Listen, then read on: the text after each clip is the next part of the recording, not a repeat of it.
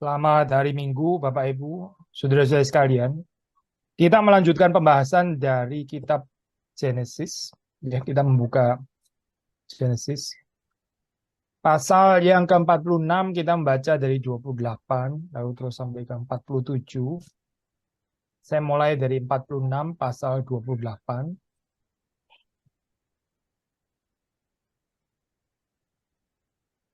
Yakub menyuruh Yehuda berjalan lebih dahulu mendapatkan Yusuf supaya Yusuf datang ke Goshen menemui ayah. Sementara itu sampailah mereka ke tanah Goshen. Lalu Yusuf memasang keretanya dan pergi ke Goshen mendapatkan Israel ayahnya. Ketika ia bertemu dengan dia, dipeluknya lah leher ayahnya dan lama menangis pada bahunya. Berkatalah Israel kepada Yusuf, sekarang bolehlah aku mati setelah aku melihat mukamu dan mengetahui bahwa engkau masih hidup. Kemudian berkatalah Yusuf pada saudara-saudara dan kepada keluarga ayahnya itu, aku mau menghadap Firaun dan beritahukan kepadanya, saudara-saudaraku dan keluarga ayahku yang tinggal di tanah Kanaan telah datang kepadaku. Orang-orang itu gembala kambing domba sebab mereka itu memelihara ternak dan kambing domba, lembu sapinya dan segala miliknya telah dibawa mereka. Apabila Firaun memanggil kamu dan bertanya, apakah pekerjaanmu? Maka jawablah, hamba-hambamu ini pemelihara ternak sejak dari kecil sampai sekarang. Baik kami maupun nenek moyang kami dengan maksud supaya kamu boleh diam di tanah Goshen. Sebab segala gembala kambing domba adalah suatu kekejian bagi orang Mesir. 47 ayat yang pertama. Kemudian pergilah Yusuf memberitahukan kepada Firaun, ayahku dan saudara-saudaraku beserta kambing domba dan lembu sapi dan segala miliknya telah datang dari tanah Kanaan. Dan sekarang mereka ada di tanah Goshen. Dari antara saudara-saudara itu dibawa 5 orang menghadap Firaun. Firaun bertanya kepada saudara-saudara Yusuf itu, apakah pekerjaanmu? Jawab mereka kepada Firaun, hamba-hambamu ini gembala domba, baik kami maupun nenek moyang kami. Lagi kata mereka kepada Firaun, kami datang untuk tinggal di negeri ini sebagai orang asing sebab tidak ada lagi padang rumput untuk kumpulan ternak hamba-hambamu ini. Karena hebat kelaparan itu di tanah Kanaan. Maka sekarang izinkanlah hamba-hambamu ini menetap di tanah Goshen. Lalu berkatalah Firaun kepada Yusuf, ayahmu dan saudara-saudaramu telah datang kepadamu. Tanah Mesir ini terbuka untukmu. Tunjukkanlah kepada ayahmu dan kepada saudara-saudaramu tempat menetap di tempat yang terbaik dari negeri ini. Biarlah mereka diam di tanah Goshen. Dan jika engkau tahu di antara mereka orang-orang yang tangkas, tempatkanlah mereka menjadi pengawas ternakku. Yusuf membawa juga Yakub ayahnya menghadap Firaun, lalu Yakub memohonkan berkat bagi Firaun. Kemudian bertanya Firaun kepada Yakub, sudah berapa tahun umurmu? Jawab Yakub kepada Firaun, tahun-tahun pengembaranku sebagai orang asing berjumlah 130 tahun. Tahun-tahun hidupku itu sedikit saja dan buruk adanya. Tidak mencapai umur nenek moyangku, yakni jumlah tahun mereka mengembara sebagai orang asing. Lalu Yakub memohonkan berkat bagi Firaun, setelah itu keluarlah ia dari depan Firaun. Yusuf menunjukkan kepada ayahnya dan saudara-saudaranya tempat untuk menetap dan memberikan kepada mereka tanah milik di tanah Mesir, di tempat yang terbaik di negeri itu, di tanah Rameses seperti yang diperintahkan Firaun. Dan Yusuf memelihara ayahnya, saudara-saudaranya, dan seisi rumah ayahnya dengan makanan menurut jumlah anak-anak mereka. Demikian pembacaan firman Tuhan. Mari kita minta pertolongan Tuhan, kita masuk di dalam doa. Tuhan, kami bersyukur untuk berkat anugerah Tuhan, berkati perenungan pada hari ini, supaya sungguh-sungguh boleh menyapa kami secara pribadi, memberkati kami juga sebagai umat Tuhan, dan Engkau menolong baik hamba-Mu maupun kami semua yang merenungkan. Sekali lagi kami bisa menangkap apa menjadi kehendak Tuhan, kami bisa mencernanya, kami bisa melakukannya, dan kehidupan kami boleh diubahkan oleh Engkau sendiri, yang bekerja melalui pemberitaan firman Tuhan. Demi Yesus Kristus kami berdoa, kami bersyukur. Amin. Sudah, kalau kita membaca di dalam bagian sebelumnya, ini sedikit pengulangan, kita mau menekankan bahwa waktu Yakub pergi ke Mesir, ini pun juga di dalam rencana Tuhan, ya, di dalam rencana Tuhan. Kepergian Yakub ke Mesir yang kita tahu nanti di dalam cerita Exodus, mereka harus kembali lagi ya ke tanah Kanaan. Itu semua juga di dalam penetapan Tuhan. Kadang-kadang sudah di dalam kehidupan kita ya, kita maunya ya kalau Tuhan memang maunya kita ke situ ya sudah di situ aja kan ya, ngapain lagi mesti pergi-pergi ke tempat lain, ntar akhirnya harus balik lagi. Ini kan semacam pemborosan waktu, detour ya, jalan puter-puter dan sebagainya. Kenapa harus lewat seperti ini gitu? Ya seringkali kita nggak memahami ya rencana Tuhan gitu. Karena kita mungkin pikir ya kalau memang Tuhan menjanjikan tanah Kanaan, sudah di tanah Kanaan ya sudah dong. Apa susahnya sih bagi Tuhan di tanah Kanaan kelaparan dijadiin nggak kelaparan? Kok mesti pergi ke Mesir yang ada roti di sana gitu, yang ada makanan, ada gandum. Apa nggak bisa Tuhan mengecualikan tanah Kanaan jadi nggak kelaparan sehingga ya bangsa pilihan yang memang sudah di situ nggak usah ke Mesir lagi. Bikin repot saja nanti ke Mesir, lalu terus menjadi tambah banyak, terus kemudian Firaunnya terancam, lalu mereka terus kemudian dibikin kerja berat, setelah itu mesti dibebaskan lagi, toh akhirnya kembali ke tanah Kanaan lagi gitu kan ya. Sekali lagi ya, saya mengikut Tuhan itu bukan soal tempat, saya bukan gitu.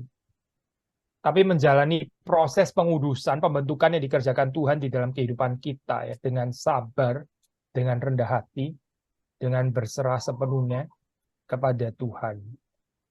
Karena kalau urusannya tempat, ya cerita ini nggak masuk akal sih, untuk apa ya kayak begini ya.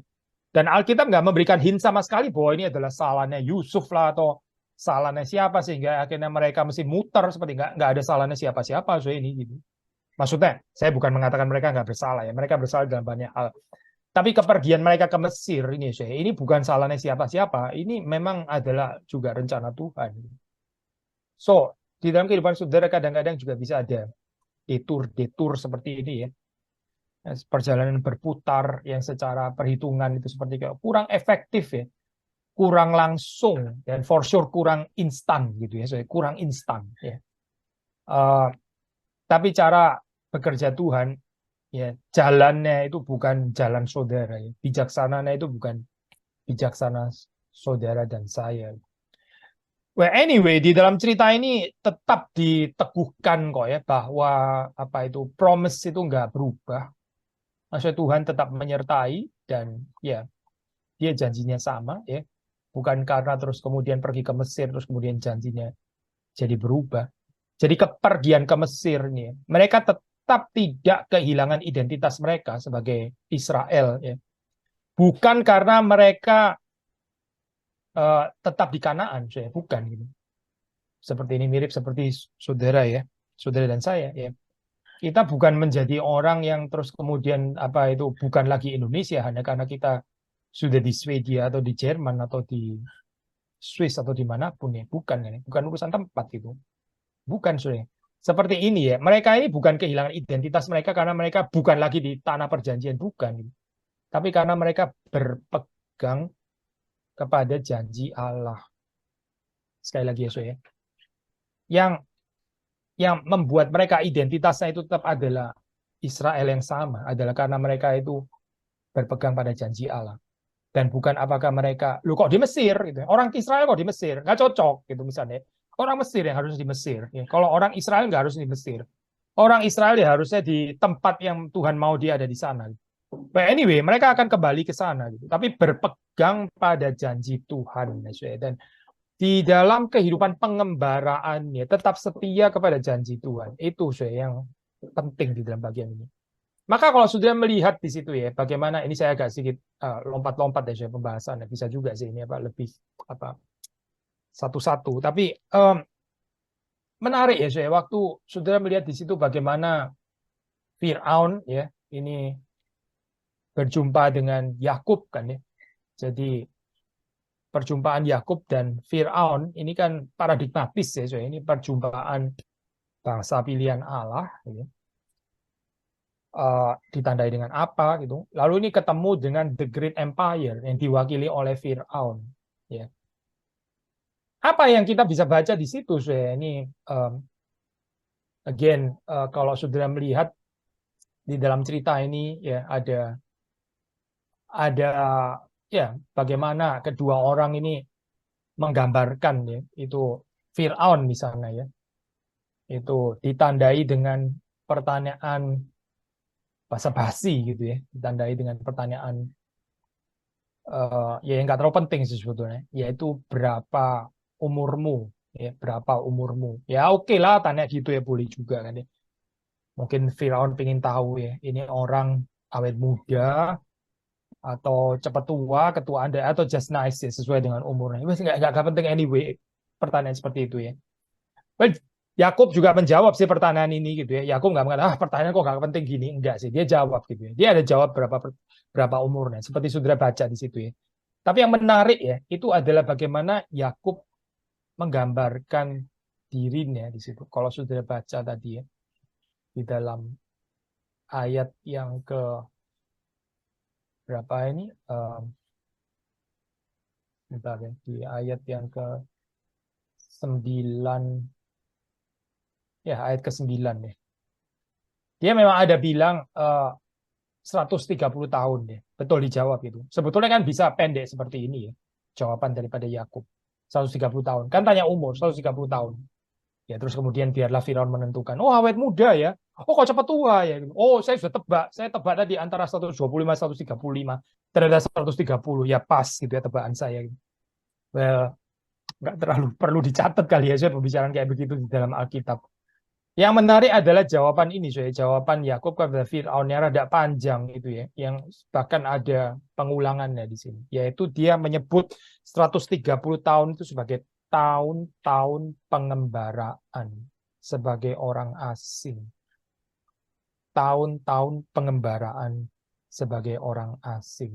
Nah ini loh saya mau kaitkan tadi ya. Identitasnya Yakub itu bukan karena dia tidak mengembara lagi. Identitasnya itu bukan ditentukan karena dia itu settled, karena dia itu hidupnya sudah established gitu ya, terus itu identitasnya jadi kuat gitu ya. Kalau dulu bukan siapa-siapa, terus kemudian sekarang jadi settled ya. Kalau settled tuh Firaun tuh settled ya. Settled itu Firaun. Dia nggak pernah pindah, dia di situ terus. Dia duduk di tahtanya ya, settled, established tahtanya ya. Tapi kekristenan bukan ini ya. Kekristenan itu adalah hidup yang dipenuhi dengan tahun-tahun pengembaraan. Lalu identitasnya di mana? Di dalam tahun-tahun pengembaraan itu tetap setia dan berpegang kepada janji Allah. Ini Kristen, ya. Ini adalah agama yang kita terima dari cerita-cerita seperti ini. Sekali lagi ya, saya, identitasnya bukan seperti pada Firaun. Kita bisa bandingkan, saya, kita bisa kontraskan itu. So, Brueggemann misalnya ya, dia waktu menggambarkan ini perjumpaan dua empire ini tadi. Firaun tuh memiliki tanah yang luas ya, luas. Dan dia ya itu tadi ya, settled ya, safe, secure ya, prosperous ya, typical worldly empire gitu ya. Babilonia, Mesir, Media Persia, Romawi ya. Prosperous, jaya, triumphant ya. Secure, aman ya, settled ya. Tetapi coba bandingkan dengan ini, dengan kehidupan bangsa pilihan Allah ya, Yakub dan keturunannya. Ya dia nggak punya tanah, dia nggak punya tanah. Hidupnya itu ditandai dengan pengembaraan. Lalu terus kemudian di dalam ya ini berkaitkan ya, karena nggak punya tanah makanya dia terus mengembara. So eksistensinya itu ya ditandai dengan landlessness, ketidakadaan tanah. Tapi bukan berarti dia nggak ada apa-apa. Yang nggak dimiliki oleh Firaun, dimiliki oleh Yakub dan keturunannya, yaitu apa? Janji-janji Tuhan. Janji Tuhan. Janji ini lebih penting ya, saudara, daripada tanah, daripada properti, daripada saudara bisa beli rumah atau masih nyicil or whatever gitu ya. Bukan nggak beli rumah ya, beli rumah silahkan saja, saudara. Alkitab sih nggak against itu gitu. Tapi identitas kita itu bukan di situ, bukan.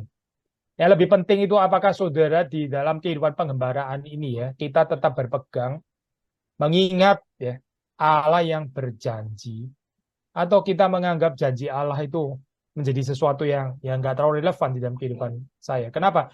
Ya justru karena saya sudah settled, saya sudah established, saya sudah bisa beli rumah, so mau janji Tuhan apa lagi gitu kan ya.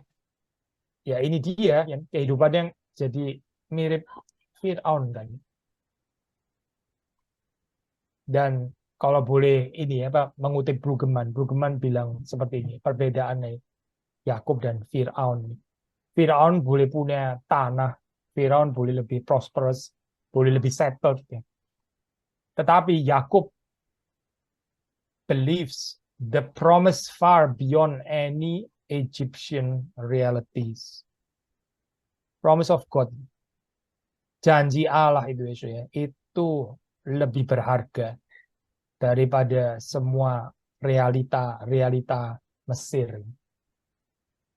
Sayang ya, kalau kita melihat ini, saya lompat sedikit di dalam cerita Exodus ya, ini narasi ini, nggak selalu dilihat seperti itu, saya. Kalau saudara melihat di dalam cerita Exodus ada catatan. Ini saya lompat ya, saya lompat jauh dari Genesis gitu. Orang Israel waktu mereka mengingat kualinya Mesir, kuali Mesir yang berisi daging itu. Lalu mereka ingin kembali.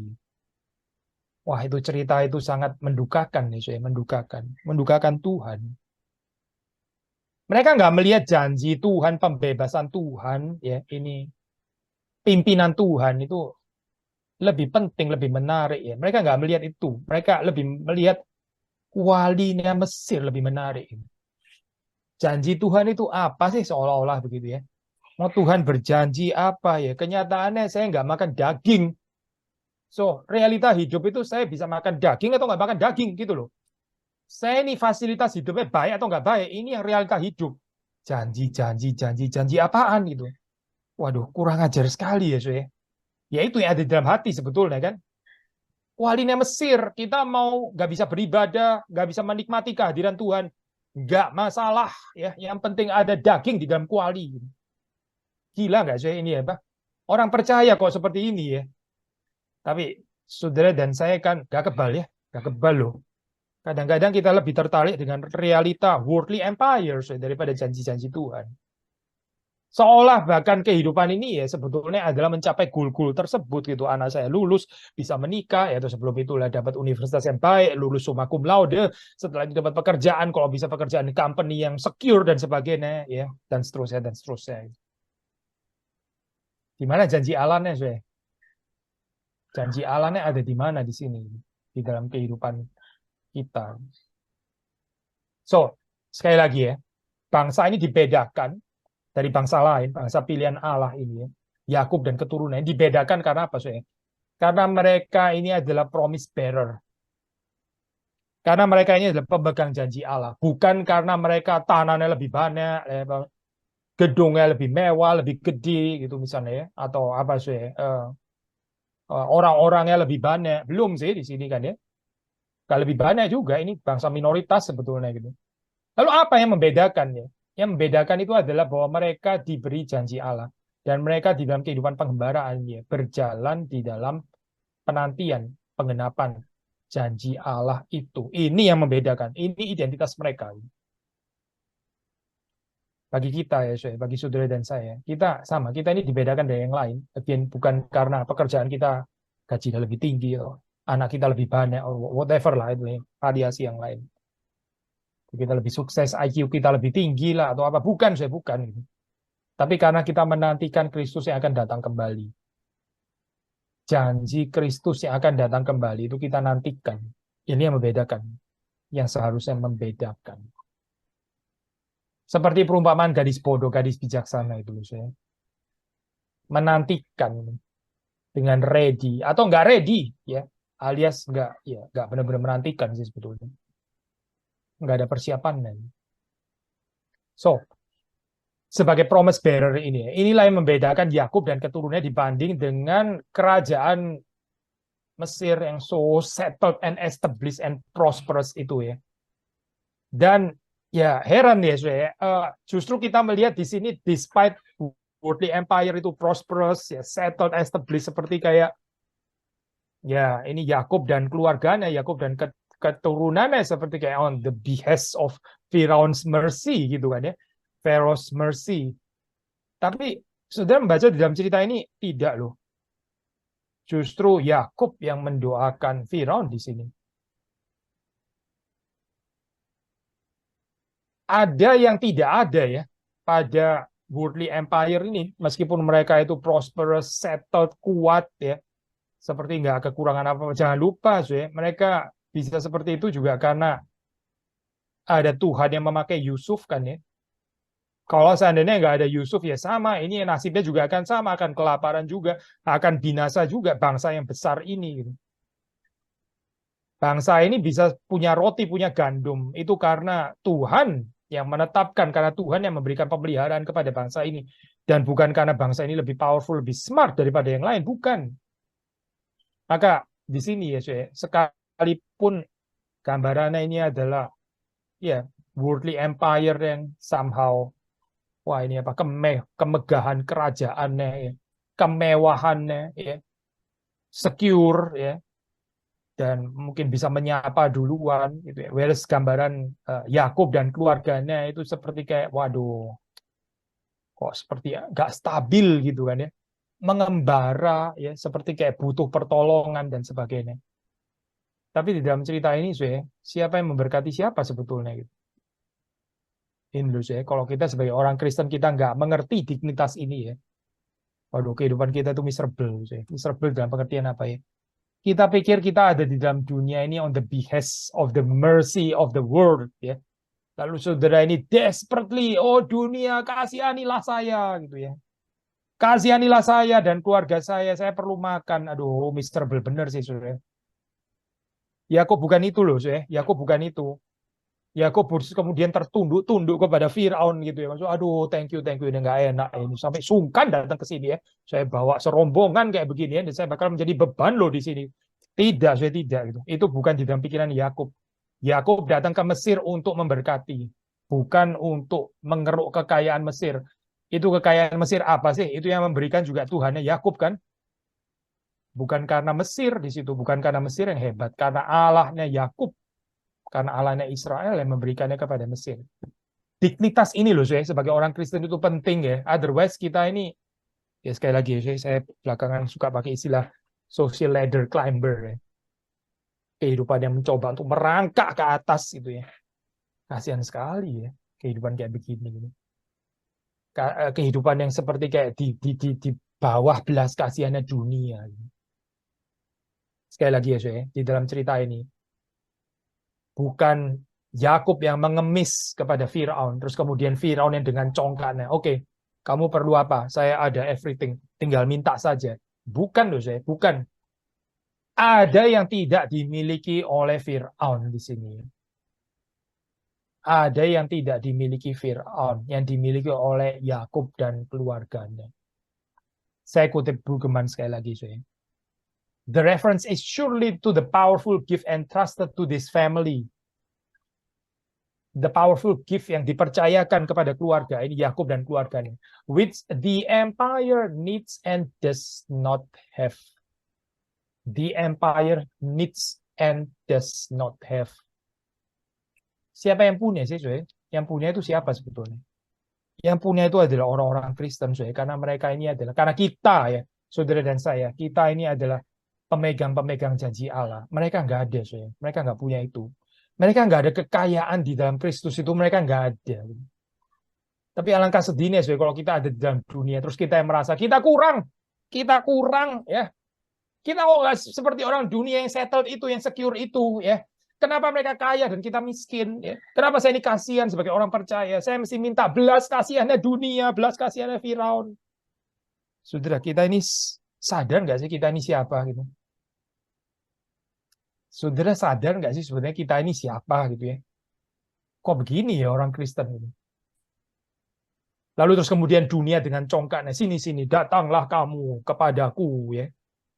Kamu semua bukan yang letih lesu dan berbeban berat. Kamu semua yang khawatir ya. Yang khawatir terus kamu yang serakah dan cinta uang. Kamu yang memberhalakan security di dalam hidupmu, datanglah kepadamu dan datanglah kepadaku dan aku akan memberikan bukan kelegaan saya. Aku akan memberikan kepadamu restlessness yang nggak ada habis-habisnya. Aku akan memperbudak kamu. Sudah gitu datang lagi ya. Tolol sekali ya saya orang yang datang kepada dunia seperti ini. Janjinya apa coba? Sudah nggak bisa memberikan sukacita, nggak bisa memberikan cinta, nggak bisa memberikan damai sejahtera. Ya, yang ditawarkan hanya restlessness nggak habis-habis ya. Perbudakan ya. And yet datang juga untuk diperbudak. Sedih ya cerita seperti ini. So, cerita Genesis ini mengajarkan kepada kita apa ya? Ya ini loh, identitas kita, cerita kehidupan kita ini apa sih seharusnya ini? Yakub nggak mengemis di sini. Dia bukan menunggu-nunggu belas kasihannya Firaun. Memang betul Firaun yang menyerahkan tanah Gosen, tanah yang terbaik itu ya. Tapi ini apa bandingannya dengan berkat yang diberikan Allah kepada Mesir ya melalui bangsa ini, melalui Yusuf dan Yakub. Apa bandingannya, Gak berbanding sama sekali. Yakub dan Yusuf nggak berutang apa-apa di sini. Firaun yang berutang kepada Tuhannya Yakub. Nah ini saya confidence seperti ini ya, dignitas seperti ini ya. Kalau saudara mengerti, kita ini nggak tertarik lagi saya. Mau cari apa sih di dalam dunia ini gitu? Mau kepingin apa coba saudara? Saudara mau apa lagi gitu? Sudah mendapatkan Kristus, sudah mendapatkan Kristus, kita sudah mendapatkan yang paling berharga. Kok kita jadi mau saya tambah sedikit rambut kotor boleh nggak sih? Aduh sudah dapat yang paling berharga mau tambah rambut kotor, mau tambah sampah lagi. Untuk apa ya? Malah jadi mengacaukan pemberian itu. Tapi sudah melihat di dalam cerita Yakub ini ya, di dalam cerita yang kita baca, nggak ada minder, inferior kayak begini nih nggak ada. Yakub betul-betul ada tulangnya di sini. Tapi ini bukan kesombongan manusia, tapi kepercayaannya kepada Allah yang berjanji. Dia punya dignitas di sini. Dia datang untuk memberkati. Dia bukan datang untuk tersungkur di bawahnya Fir'aun terus kemudian sujud-sujud terus thank you loh itu thank you bang saya sudah hampir mati ternyata kamu belas kasihan kepada saya nggak akan lupa seumur hidup belas kasihanmu ini hai Fir'aun kita akan setia kepadamu seumur hidup ya, ini perbudakan namanya gitu.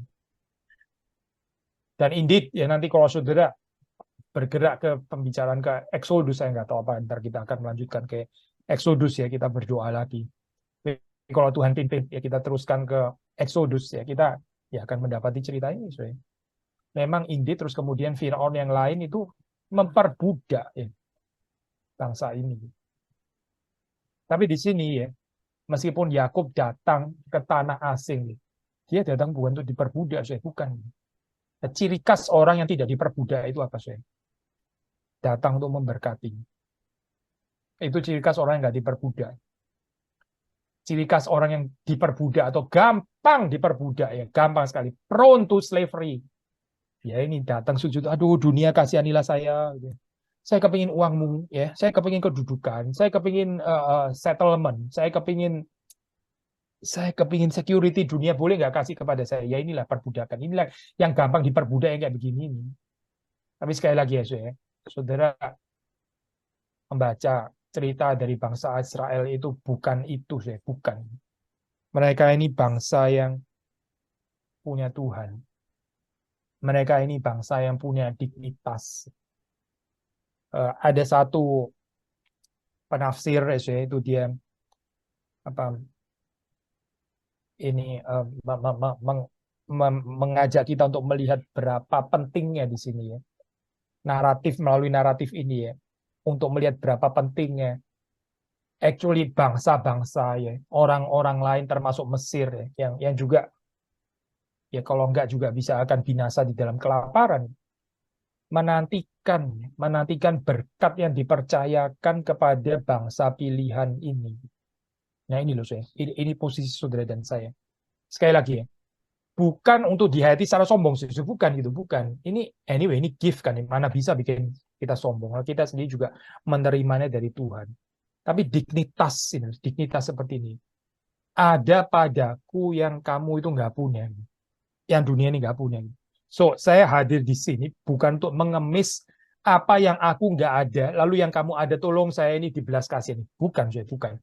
Tapi ada yang dunia ini tidak miliki ya, dan yang dipercayakan di dalam kehidupan kita. Sebagaimana juga gift ini ya, di-entrusted di dalam kehidupan Yakub dan keluarganya yang nggak dimiliki oleh Mesir. Kalau saudara sadar, kalau saudara sadar posisi saudara ini ya, pengertian significance di dalam ini ya, konsep yang biblical significance bukan significance yang dibangun secara narsistically, bukan tapi ini biblical significance. Kalau saudara mengerti ya, saudara bisa beribadah kepada Tuhan dengan bebas, saudara bisa mencintai dan memberkati dengan bebas, dan bebas dari berbagai macam kekhawatiran.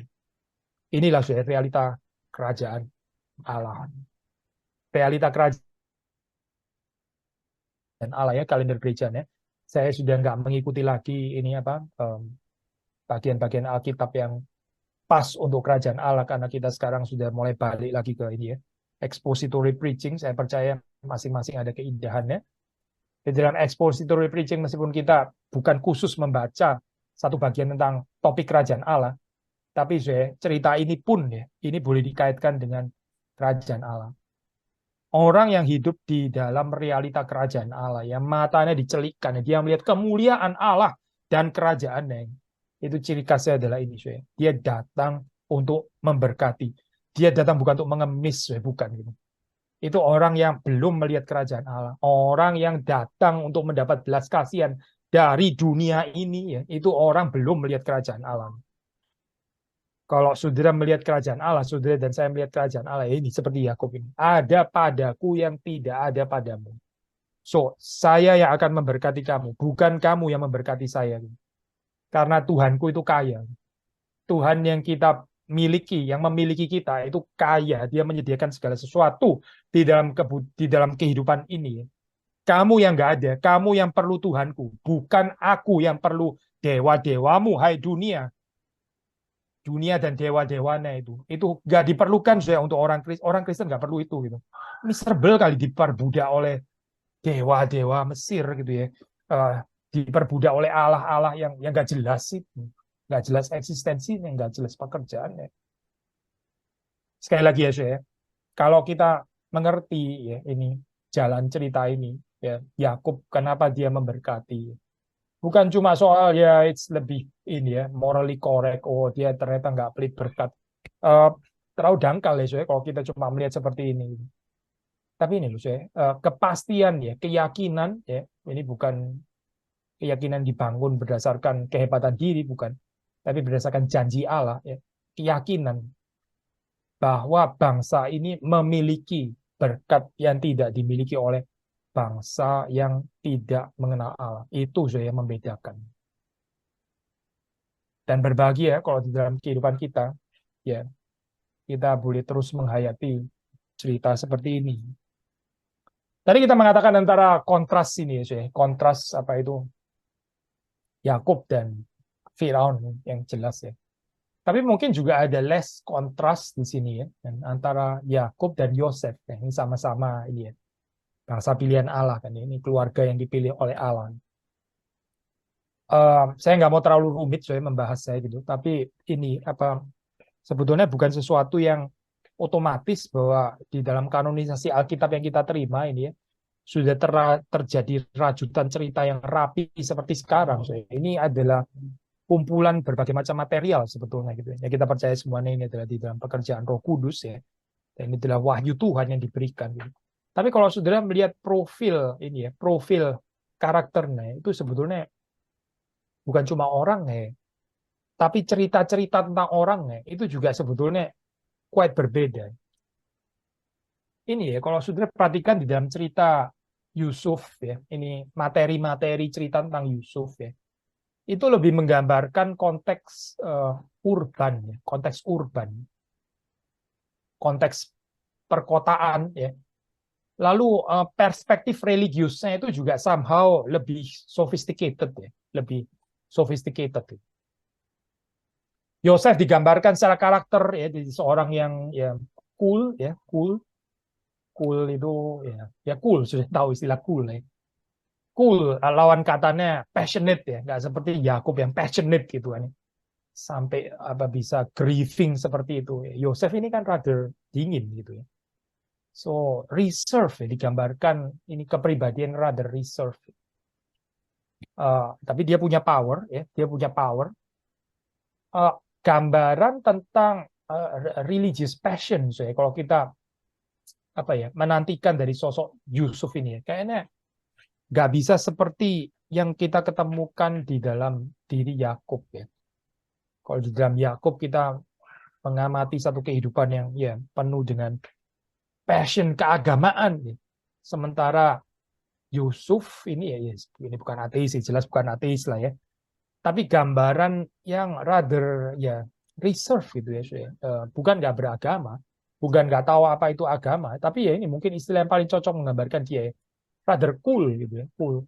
So, di dalam hal ini sudah bisa melihat certain kontras juga antara Yusuf dan Yakub ya, antara Joseph and Jacob. Ya, simply dua pribadi yang berbeda. Tapi yang menarik di dalam cerita ini, ya, ini apa? Ya, saudara bisa mendapati Tuhan itu bekerja ya, melalui dua macam orang yang sangat berbeda seperti ini. Ada tipe orang seperti Yakub yang sangat passionate, ya, termasuk passion religius, tapi juga bukan tanpa kelemahan ya, karena orang yang passionate itu termasuk juga waktu grievingnya juga bisa passionate ya.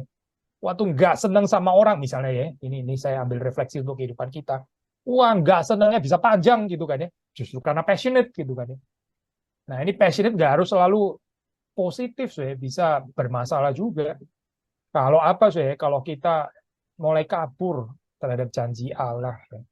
Kalau boleh mengarahkan kepada topik ini lagi ya, bangsa yang seharusnya sadar bahwa mereka memegang janji Allah. Tapi waktu kita mulai lupa, ya akhirnya kita mulai dikuasai oleh worldly passion, ya, worldly passion. Jadi istilah passionate di sini bisa dua double meaning ya. Passion yang mana ini? Passion religius, ya. Zeal for the kingdom gitu misalnya. Nah ini positif ya. Atau grieving nggak ada habis-habisnya seperti Yakub itu juga passion loh ya. So saudara jangan pikir karena passion ya terus pasti lebih baik daripada tipe yang cool gitu ya, tipe yang cool. Sebaliknya ya waktu kita membicarakan Yosef tentang ya cool ya, dia punya ini apa ya, sikapnya yang cool itu ya, itu juga bisa dilihat positif, bisa dilihat negatif, sama seperti passionate-nya Yakub ya, bisa positif bisa negatif ya. Cool di dalam pengertian yang positif ya. Yusuf bisa dengan apa ini ya, apa sederhana gitu ya, dia mengatakan ya kamu memang mereka-rekakan apa yang jahat, tapi Tuhan menjadikannya baik. Ya ini cool ya, saya ngomong kayak kalimat kayak gini ini cool ya. Membuat tercengang banyak orang. Jadi lu sudah nggak dendam lagi gitu kan ya. Nah ini dari perspektif orang passionate kan susah mengerti gitu. Masa segampang itu? Jadi lu begitu saja. Jadi lu penuh dengan cinta kasih ya orangnya. Ternyata mungkin nggak juga sih. Nggak juga. Ini bukan so loving and merciful. Just simply cool sih. Simply cool. Di dalam cool itu ya sudah. Ya memang ya beginilah kejadiannya. Dan ternyata sekarang turn out to be good. Dan ini karena rencana Tuhan. Oh, cool kan sih kayak begini kan ya. So ini dalam pengertian yang positif ya. Tapi cool ya. Cool di dalam pengertian yang negatif bisa kebawa ke arah stoik gitu, saya stoik ya. Kalau kita nggak berhati-hati, ini saya ini ya apa aplikasikan dalam kehidupan kita, bukan mau membaca kitab Genesis ya. Kitab Genesis kita kait-kaitkan dengan stoicism ya, kayaknya agak kurang tepat gitu ya. Tapi aplikasi dalam kehidupan saudara dan saya ya. Kalau kita nggak hati-hati ya, saya kehidupan yang cool ini instead of diarahkan kepada apa ya tadi ya, kedaulatan Tuhan ya yang nggak pernah bersalah, which is positif ya, bisa juga menyeret kita secara negatif, akhirnya menjadi orang yang jadi apa ya ini kerohaniannya itu nggak betul-betul sepenuhnya saya untuk kerajaan Allah ya. Dan di dalam gereja saya I'm afraid ya, gambaran kayak begini nih cukup banyak ya saya, cukup banyak gambaran cool religion. Saudara nggak bisa bilang bahwa orang-orang ini ateis gitu, bukan. Mereka definitely bukan ateis. Mereka orang percaya gitu ya. Tapi cool, cool. Hatinya itu nggak terbakar sepenuhnya saya untuk kerajaan Allah. Mereka kasih persembahan. Mereka datang ke gereja. Lumayan rutin. Ya. Tapi somehow kita nggak benar-benar, ini sebetulnya kehidupan ini bagaimana ya dilihat itu. Mereka hidupnya rapi, keluarganya tenang, ya nggak berantakan, ya. Pekerjaannya stabil gitu ya. Dia datang ke gereja, ya. Kasih kolekte, mungkin plus pelayanan, dan seterusnya, dan seterusnya.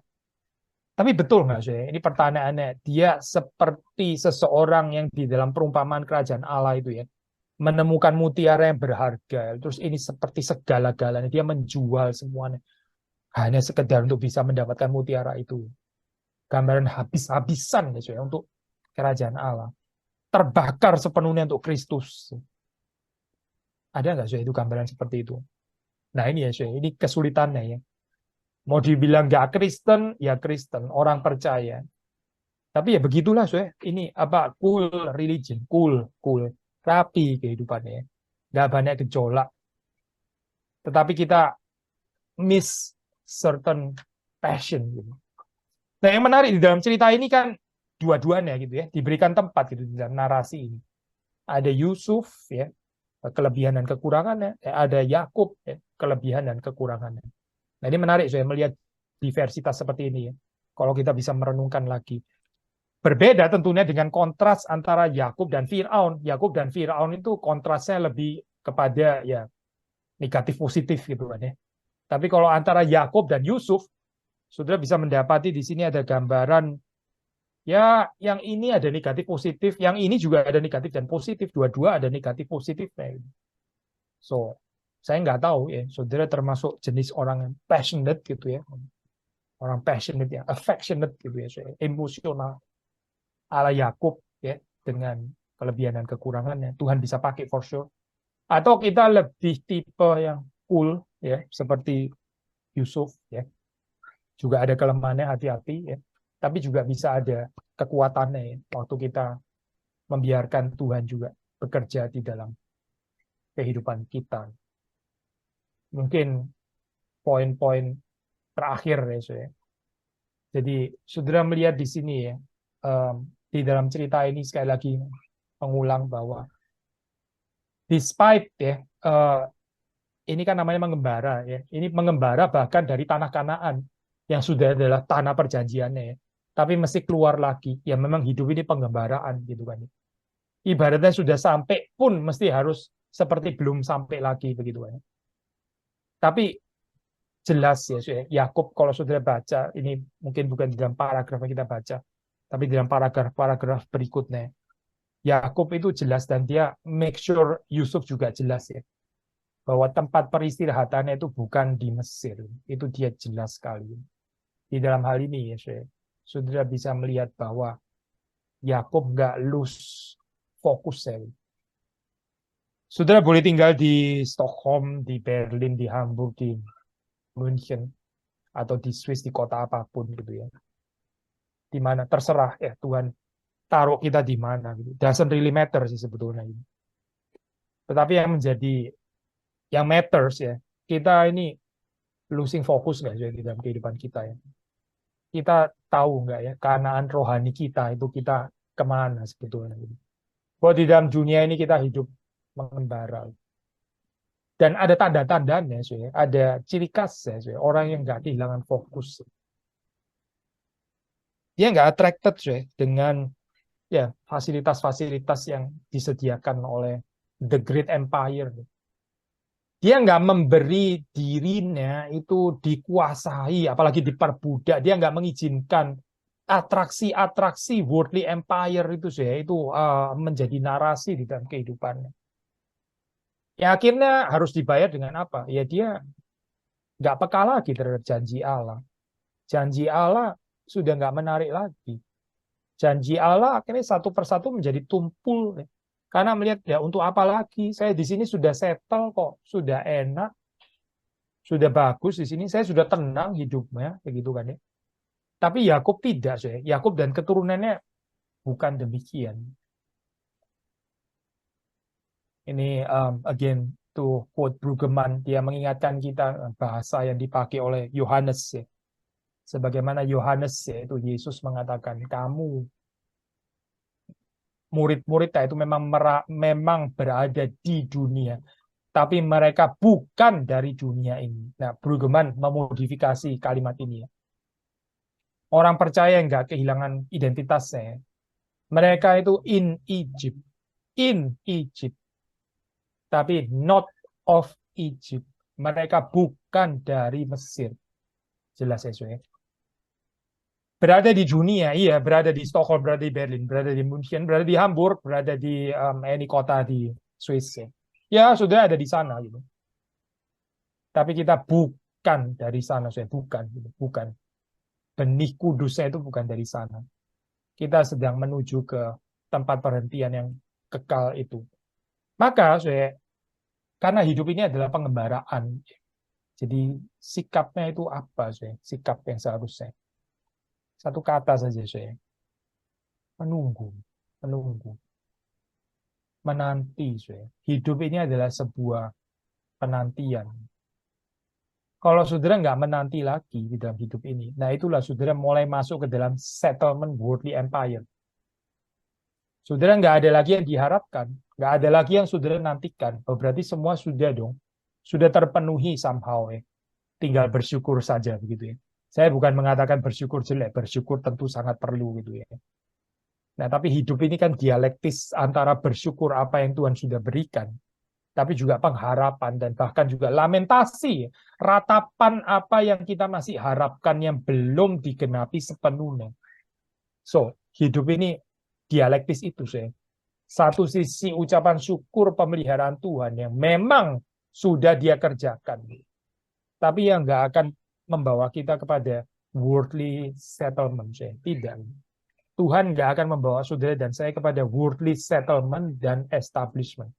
Gereja juga tidak akan dibawa kepada worldly establishment atau worldly settlement. Never, saya. Kenapa? Karena kalau kita dibawa ke sana, ya, termasuk keluarga saudara, ya, termasuk pekerjaan saudara. Karena kalau kita dibawa ke sana, saya, ya kita berhenti berharap.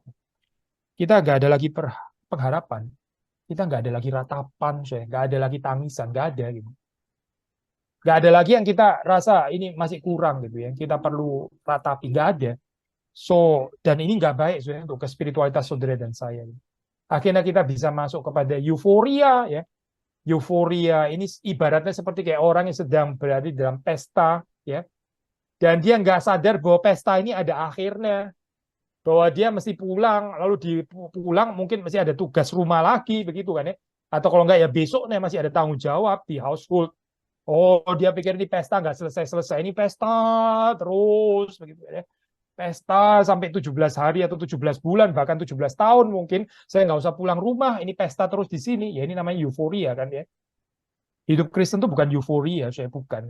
Hidup Kristen adalah kehidupan yang realistik ya, sangat realistik. Maka Goshen ya, betul ini tanah yang terbaik bahkan ya. Terbaik ya, diberikan apa ini saya? Diberikan kepada Israel. Tempo hari saya waktu jalan di Stockholm, jalan ini ya, tempat yang terbaik itu ini. Termahal di Stockholm itu di mana ya? Kita pengen tahu, saya pengen tahu. Waktu itu jalan bareng ya, saya. Sekarang sudah agak lupa. Memang nggak terlalu penting sih sebetulnya. Tempat seperti itu saya, Goshen ya ini daerah yang paling mahal gitu. Daerah paling elit ya di seluruh Mesir. Itu diberikan loh bagi Israel. Israel boleh punya rumah di sana ya. Tapi Israel sadar ini nggak akan menjadi rumah mereka. Karena mereka di dalam pengembaraan. Mereka ini adalah bangsa pengembara. Ya. Maka sekalipun Genesis, ya, kitab Genesis, ya ditutup dengan gambaran ya kehidupan yang tentram. Ya. Ada certain well-being, kesejahteraan. Ya. Tapi jangan lupa ya, ini kitab Genesis masih ada terusannya. Masih ada Exodus, dan Exodus ya dimulai dengan cerita penindasan ternyata. Dan karena itu perlu liberation, perlu pembebasan. Nah, itu kitab Keluaran ya. Genesis ditutup seperti kayak rapi gitu ya, seperti kayak seolah-olah and they live happily ever after in the land of Goshen ya. Tanah yang paling mahal itu gitu misalnya, yang paling keren ya, yang orang Mesir pun juga kayaknya kepingin ada di sana gitu. Oh, tapi diberikan kepada Israel. What a privilege gitu misalnya ya. Tapi bukan itu sih, endingnya bukan itu. Gitu. Karena setelah itu akan ada oppression ya. Itu setidaknya menyatakan bahwa mereka masih di dunia, still in the world, in Egypt. Dan mereka nggak pernah from atau of Egypt ya. Mereka bukan dari Mesir, mereka bukan dari dunia ini. Harap di dalam perjalanan kehidupan saudara dan saya, kita tidak berhenti menunggu ya. Meskipun kita juga perlu bersyukur tentu ya apa yang Tuhan sudah kerjakan. Pemeliharaan Tuhan yang cukup itu ya. Kita perlu bersyukur, tapi jangan berhenti meratap, meratap untuk keadaan keluargamu, untuk gerejamu, untuk pekerjaanmu, untuk tetanggamu, untuk kota di mana engkau tinggal, jangan berhenti meratap, saudara, karena belum selesai, masih di dalam perjalanan, dan jangan mencari settlement duniawi, karena itu bukan identitas orang Kristen. Orang Kristen, dia adalah orang Kristen karena dia berpegang pada janji Allah. Kiranya Tuhan memberkati kita semua. Mari kita masuk dalam doa.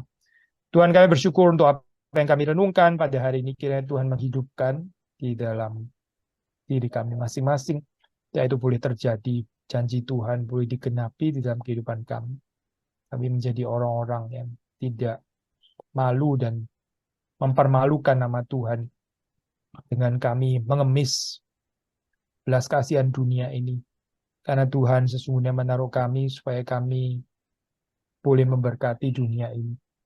Dunia tidak memiliki apa yang kami miliki di dalam Engkau. Dan beri kepada kami kesadaran Tuhan, supaya kami tidak menjadi orang-orang yang minder, inferior, dan akhirnya kami gagal untuk memenuhi panggilan kami. Tapi Tuhan terus menarik kami dengan Roh-Mu yang kudus, mengingatkan kami cerita-cerita yang di dalam Alkitab ini juga boleh menjadi cerita di dalam kehidupan kami. Demi Yesus Kristus kami berdoa, kami bersyukur. Amin.